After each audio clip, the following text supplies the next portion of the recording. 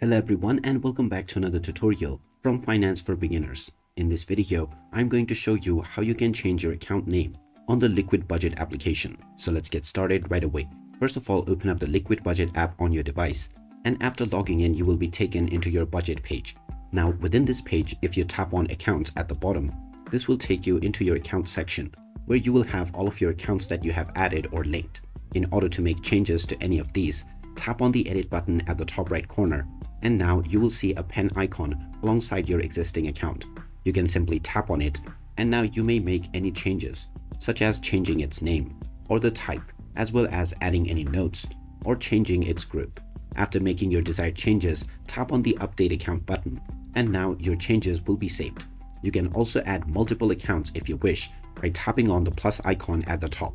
So there you have it. That is how easy it is to edit your account name and type on the LiquidBudget application.